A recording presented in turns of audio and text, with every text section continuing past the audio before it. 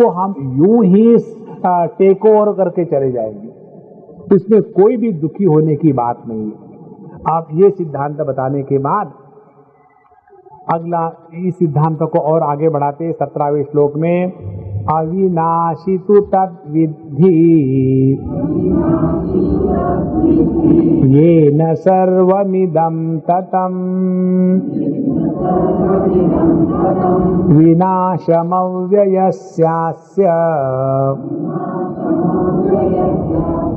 न कश्चित् कर्तुमर्हति।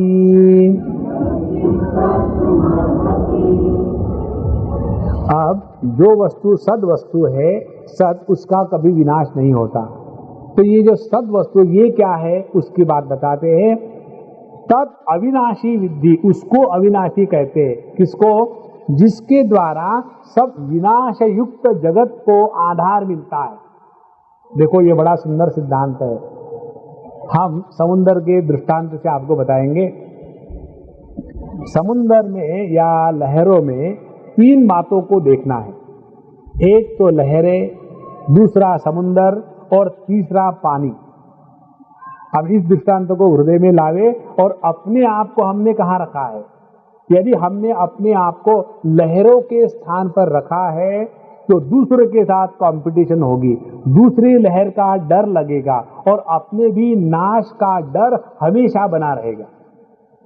और यदि हमने अपने को लहर के स्थान पर रख करके समुद्र की तरफ देखा है तो समुद्र का डर लगेगा और समुद्र की प्रार्थना करनी पड़ेगी कि समुद्र भगवान मुझे मारो मत, मैं जैसी भी हूँ मुझे रहने दो। और समुद्र क्या कहेगा? अरे भाई तुम्हारे जैसी करोड़ों लहरें रोज उठती है, रोज मरती है, ऐसी जो तुम्हारी प्रेयर है उसको हम ग्रांट नहीं कर सकते। कितने बड़े बड़े राक्षस हो गए, उन्होंने भगवान से प्रार्थना करी। हिरण्यकश्यप ने भी कि मुझे किसी से भी मृत्यु न आवे। रावण ने भी यही प्रार्थना करी थी, मुझे किसी से भी मृत्यु नहीं आवे, लेकिन उनकी भी मृत्यु हो गई है। उसी प्रकार से हम लहर होकर के समुद्र के पास जाएंगे तो भी मृत्यु का डर बना रहेगा। तो करना क्या है? लहर बन करके ना तो कार्य बनो और समुद्र बन करके ना तो कारण बनो। फिर क्या करो? कार्य कारण का जो अधिष्ठान है वो पानी बनो। बस यही सब कुछ साधना है। तो लहर को पानी बनने के लिए जितनी साधना करनी पड़ती है उतनी ही साधना हम सब प्रत्येक व्यक्ति को अपने जीवन में करनी है। अब उसके लिए क्या करना है अपने आप सोचो, क्योंकि लहर भी आप हो और पानी भी आप हो। देखो कितनी सरल बात है। ये बात भगवान बताते हैं कि तब अविनाशी विद्धि, ये संपूर्ण परिवर्तनशील जगत में सभी परिवर्तनों को अधिष्ठान देने वाला और सभी परिवर्तनों को प्रकाशित करने वाला और इन सभी परिवर्तनों से प्रभावित न होने वाला जो अविनाशी तत्व है उसी को सत्य है। और उसकी महत्व की बात क्या है कि तत् विद्धि, उसको केवल जानो बाबा और कुछ नहीं है। देखो ये इतनी सरल बात है कि हम उस पर विश्वास नहीं रखेंगे। कैसी सरल बात है? जो वस्तु ज्ञान के द्वारा प्राप्त होती है उसको निर्माण नहीं किया जाता और जो वस्तु अज्ञान के कारण खो जाती है उसको हम कभी खोते भी नहीं। जैसे कई बार हर एक के जीवन में ऐसा अनुभव आया होगा, कई बार हम अपना फाउंटेन पेन या घड़ी या चश्मा या नेकलेस कहीं रख देते हैं और फिर भूल जाते हैं और फिर पूरा घर ऊपर नीचे कर लिया और फिर सोचते हैं खो गई और फिर मिल जाती है, मुझे घड़ी मिल गई। तो पहले खो गई थी केवल अज्ञान के कारण, अब मिल गई केवल ज्ञान के कारण। तो घड़ी तो वही थी, अपना घड़ा काम नहीं कर रहा। इसीलिए सामने उपलब्ध वस्तु को भी हम देख नहीं सकते थे। उसी प्रकार से इस संपूर्ण विश्व में परमात्मा ठसाठस भरा हुआ है। हमारी कठोपनिषद की श्रुति कहती है, एष सर्वेषु भूतेषु गूढ़ोत्मा न प्रकाशते दृश्यते तु अग्रया बुद्ध्या सूक्ष्मया सूक्ष्मदर्शिभिः। इस संपूर्ण जगत में परमात्मा भरपूर है, लेकिन हमको क्यों नहीं दिखता? इसलिए कि हम सबको मायोपिया हो गया है। हमने आपको बताया ना मायोपिया शब्द का क्या अर्थ है। जिसने माया का ड्रिंक पी लिया है उसके बाद उसको मायोपिया हो गया है। इसीलिए इस जगत में परमात्मा होते हुए भी उसका दर्शन न होना यही कारण है। तो उसके लिए करना क्या है? केवल परमात्मा को जानना मात्र है। तद विद्धि अविनाशी तु तद विद्धि ये न सर्वमिदं ततम। तो इसकी साधना अपने जीवन में क्या करनी है, इसको हम एक आपको टेक्निक बताते हैं। वो टेक्निक ऐसा है कि दिन में कम से कम 10 मिनट के लिए प्रारंभ कर दे और फिर धीरे धीरे धीरे 10 मिनट के स्थान पर 24 घंटे हो जाते हैं। कैसा? कोई तो भी एक समय अपने जीवन में ऐसा पकड़ के रखे। This is an experiment to be conducted on yourself, not on other. कि समझो सुबह में 10 बजे से लेकर के 10:15 बजे तक, ये 15 मिनट के समय में मेरे जीवन में भगवान आते हैं। बस शुरू कर दो एक्सपेरिमेंट। और उस दिन आपके घर के सामने कुत्ता आएगा तो उस कुत्ते में भी प्रभु का दर्शन करने का प्रयत्न करो। उस दिन आपके घर में कोई ठक ठक करेगा और कहेगा कि वो गुप्ता जी का घर आपको मालूम है कहाँ है? तो वो पूछने वाला जो होगा वो प्रभु का ही अवतार है। धीरे धीरे अपने जीवन में 15 मिनट से 10 मिनट से शुरू कर दे और जितना ये विश्वास बढ़ता जाएगा आप देखेंगे आपको इस संपूर्ण जगत में परमात्मा के सिवा किसी का दर्शन होगा ही नहीं। जैसे हम झूठ मूठ सब में परमात्मा के अभाव को देखते हैं, उसी प्रकार से वही टेक्निक है, झूठ मूठ सभी में परमात्मा को देखना प्रारंभ कर दे। तो जो झूठ मूठ का परमात्मा का अभाव है वो तो गलत है, इसीलिए खत्म हो जाएगा। और परमात्मा का अस्तित्व सत्य है, इसीलिए उसी परमात्मा का दर्शन होना शुरू हो जाएगा। यही साधना है। साधना साधना माने कोई खास नहीं होती। इसीलिए अविनाशी तु तद विद्धि ये न सर्वमिदं ततम। जो तत्व की बात भगवान कह रहे थे, ना ततो विद्यते भावः, अब उस तत्व की बात 17वें श्लोक में कहते हैं। अविनाशी तु तद्विद्धि येन सर्वमिदं ततम् विनाशमव्ययस्यास्य न कश्चित् कर्तुमर्हति। तद अविनाशी विद्धि, अविनाशी तत्व वो है। इसका अर्थ ये है कि अविनाशी तत्व को केवल जानना है, एक अर्थ ये हो गया। उसको निर्माण नहीं करना कर्म के द्वारा, उपासना के द्वारा प्राप्त नहीं करना है। जो नित्य उपलब्ध है उसको केवल होता है प्रमाणों का व्यापार। जैसे रूप रंग को जानना है तो हमारे आंखों का व्यापार होगा, उसी प्रकार से जब शब्द को जानना है तो हमारे श्रवणेन्द्रिय का व्यापार होगा। उसी प्रकार से तत्व को जानना है तो शास्त्र प्रमाण के व्यापार के द्वारा ही इस तत्व को जाना जाता है। ये तात्पर्य हुआ अविनाशी तो तद्विद्धि। दूसरा,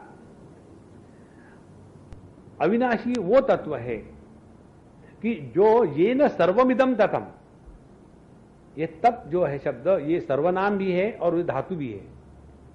सर्वनाम माने सबका नाम है, वो माने सब कुछ इसमें आ गया। और ततम माने जो सब में व्याप्त है। क्योंकि वो सब में व्याप्त है इसीलिए वही कुछ सब कुछ है और वो इसीलिए अविनाशी है। इसको कहते हैं शास्त्र की भाषा में कि परमात्मा इस जगत का उपादान कारण है। जैसे सुवर्ण के अलंकारों को जब हम गला देते हैं तो केवल नाम रूप गल जाता है, सुवर्ण ज्यों का त्यों बना रहता है। उसी प्रकार से इस जगत में हम सभी वस्तुओं का नाश करते करते जाएंगे तो एक वस्तु पर ऐसे पहुंचते हैं कि जिसका नाश होना असंभव है। और क्योंकि उसका नाश नहीं होता तो उसकी उत्पत्ति नहीं होती, क्योंकि उसकी उत्पत्ति नहीं होती तो उसको लेने की जरूरत है, उसको छोड़ने की संभावना नहीं है। अहेयम अनुपादेयम तत्व को हम प्राप्त कर लेते हैं। और ये तत्व कौन सा है? ये तत्व केवल मय के ही रूप में ग्रहण हो सकता है। देखो, जब हम इस जगत में विषयों का चिंतन करते हैं तो दो वृत्तियों का व्यापार माने जगत का चिंतन। एक वृत्तियां होती है इदम प्रधान, जिसका दर्शन हो रहा है उसका, और जिसको दर्शन हो रहा है वो अहम वृत्ति। तो अहम वृत्ति एक है और इदम वृत्तियां अनेक है। तो इन दोनों का जब समागम होगा तब जाकर के अनुभव होता है। तो यदि हमने इसको समझने के लिए इस प्रकार से समझा कि इदम वृत्ति का आधार अहम वृत्ति है, और चूंकि सुषुप्ति अवस्था में इस इदम वृत्तियों का अभाव हो जाता है, इसीलिए वहां अहम वृत्ति का भी अभाव है। जहां अहम वृत्ति का अभाव हो गया वहां संसार खत्म हो गया। तो हमको संसार को समाप्त करने के लिए करना क्या है? अहम वृत्ति का अभाव करना है। लेकिन अहम का कभी अभाव हो ही नहीं सकता। अहम की परिभाषा ही वो है, अ माने नहीं, हम माने हननम, जिसका कभी नाश नहीं होता उसी को कहते अहम। और इसीलिए अविनाशी उस अहम को समझो कि जो वृत्ति रहित अहम है। भगवान रमण महर्षि कहते हैं, अहम नाश भाजी अहम अहम तया स्फुरति वृत स्वयं परम पूर्ण सत। जब हमारे छोटे से अहम की भाजी हो जाती है, अहम नाश भाजी, तब जाकर के ये जो परम पूर्ण सत्य है वो अपने आप हृदय में नित्य रूप से स्फुरित हो रहा है। यह स्फुरना जो सब में सामान्य है, वहां तक जब हम पहुंच जाएंगे तब इस तत्व का दर्शन हमको ठीक से हुआ, अन्यथा हम केवल ऑब्जेक्टिव समझते रहेंगे। एक बात जरा अच्छी समझ में आई। देखो, एक बार हम मैनेजमेंट की कॉन्फ्रेंस ले रहे थे और उस पे ये जितने भी मैनेजमेंट के लोग होते हैं ना, उनके साथ बड़े बड़े उनके इक्विपमेंट होते हैं। कोई कैमरा ले आएगा और कोई वहाँ स्लाइड बनाएगा और कोई प्रोजेक्शन लेगा और उसके ऊपर में नक्शे बनाएगा और 2-4 शब्द बोलेगा और बाकी ये तमाशा ज़्यादा रहेगा। तो जब हम गए बोलने के लिए तो हम जाकर के अपने आसन में बैठ लेते और हमारा नॉन स्टॉप धूम धड़ाका शुरू। तो एक बार लेक्चर होने के बाद एक ने हमको पूछा, स्वामी जी आप स्लाइड नहीं बनाते? मैंने स्लाइड किसकी बनाऊं? आत्मा की स्लाइड कि परमात्मा की स्लाइड बनाऊं, कि सुख की स्लाइड बनाऊं, कि दुख की स्लाइड बनाऊं, कि मोह की स्लाइड बनाऊं, कि मिसअंडरस्टैंड की स्लाइड बनाऊं, कि एफिशिएंसी की स्लाइड बनाऊं, कि एप्रिसिएशन की स्लाइड बनाऊं? मुझे बताओ, आप लोग स्लाइड बनाते हो, वहां एक पर्वत बनाए तो इतना खर्चा किया, इतना उसमें प्रॉफिट मिला, इसीलिए ये पद्धति अच्छी है। हम जिस विषय का चिंतन कर रहे हैं ये विषय सब्जेक्टिव है, ये ऑब्जेक्टिव नहीं है। इसीलिए आप देखेंगे जितने सूक्ष्म चिंतक हुए हैं उन्होंने अपने विचार प्रस्तुत करते समय बाहर किसी भी वस्तुओं का वो आधार नहीं लेते। केवल महात्मा लोग आकर के बैठेंगे, बैठने के बाद बस जम गए, फिर उनके पास दूसरे किसी भी प्रकार का आधार नहीं है। जितना उनका चिंतन है उस चिंतन के द्वारा वो हमको अपने स्वरूप के पास ले जाते हैं। देखो, केवल संस्कृत के शब्दों का अर्थ समझने के लिए सत्संग में आना है तो उसके लिए हम समय बर्बाद कर रहे हैं। वो तो आपको गीता प्रेस की पुस्तक में भी मिल जाएगा। हमको सत्संग में आने का तात्पर्य है कि उन संस्कृत शब्दों को सुनने के बाद क्या हम उन शब्दों का तिरस्कार करके उसका जो अर्थ है उस अर्थ को अहम के रूप में ग्रहण कर रहे हैं या नहीं। यदि अहम के रूप में ग्रहण कर रहे हैं तब वो हो गया सत्संग, अन्यथा वो हो गया पुस्तक संग। तो सत्संग माने सत्य के साथ हमारा संग प्रस्थापित हुआ या नहीं। इसलिए अविनाशी तो तद्विद्धि येन सर्वमिदं ततम, वो तत्व अविनाशी है जिसके द्वारा सब कुछ व्याप्त हो गया है। इसीलिए जब अहम वृत्ति है तब इदम वृत्ति का व्यापार है, जब इदम वृत्तियां है तब इस इदम जगत की अनुभूति है। तो पूरे इदम जगत की अनुभूति इदम वृत्ति के द्वारा है। इदम वृत्ति अहम वृत्ति पर अवलंबित है और अहम वृत्ति भी, उसमें अहम जो है वो असली है, वृत्ति नकली है। जहां वृत्ति निकल जाती है शुद्ध अहम आता है। इसीलिए जब यहां कहते हैं भगवान अविनाशी तद्विद्धि, तो सब में व्याप्त क्या है? वृत्ति सब में व्याप्त नहीं है, केवल अहम सब में व्याप्त है, जो अविनाशी है, जो हमेशा ज्यों का त्यों है। अविनाशी तु तद्विद्धि ये न सर्वमिदम ततम विनाशम अव्यस्यास्य न कश्चित कर्तुम अर्हति। और इस अविनाशी तत्व का माने इस अहम का आज तक कोई भी विनाश नहीं कर सका। नाश होता है अहम के साथ जुड़ी हुई वृत्ति का, अहम का कभी नाश नहीं होता। और जब भगवान कहते कि सब में व्याप्त है, सब में कैसे व्याप्त है? अपने संस्कृत के जो अल्फाबेट है वर्णाक्षर, उसमें अ से लेकर के ह, उसमें सब कुछ आ गया है। तो जितनी बोलियां है, इसीलिए अहम को कहते हैं कि इसने सबको व्याप्त कर लिया है। अ आ ई उ करके आखिर जाकर के जो हकार आता है, तो ये अ से लेकर के ह करके पूरा जो जगत है वो इस अहम ने व्याप्त किया है और वो कभी बदलता नहीं। अहम का कोई जेंडर नहीं होता और इसीलिए अहम का कोई अनेक वचन भी नहीं है। देखो, ये ग्रामर की बात है कि जब हम तृतीय पुरुष एक वचन का जब प्लूरल करते हैं, अनेक वचन करते हैं, तो वो हमेशा तृतीय पुरुष अनेक वचन ही रहते हैं। जब द्वितीय पुरुष मध्यम पुरुष का जब हम अनेक वचन करते हैं तो वो सब मध्यम पुरुष ही हो जाते हैं। लेकिन जब हम अहम का अनेक वचन करते हैं तो उसमें सबको समा लेते हैं, किसी को अलग नहीं रखते। जैसे मैं और हम में आपको अलग नहीं रखा है। इसीलिए वो अहम है जो सब में व्याप्त है, सबको जिसने स्वीकार किया है। और ऐसे अहम का नाश जो अव्यय है, अव्यय माने जिसमें किसी प्रकार की खोट नहीं आ सकती, व्यय नहीं हो सकता। व्यय तब होता है कि जब परिच्छिन्न हो, इसका कोई भी नाश नहीं कर सकता। और इसीलिए तुम इस युद्ध के मैदान में आकर के रो रहे हो, इसका कारण यह है कि तुम्हारी दृष्टि तत्व की तरफ नहीं है, तुम्हारी दृष्टि केवल परिच्छिन्न उपाधि में फंसी हुई है। और जब तक ये तुम्हारी परिच्छिन्न उपाधि में दृष्टि फंसी रहेगी, तब तक के तुमको जीवन में दुख के सिवा और कुछ नहीं मिलेगा, ये गारंटी है।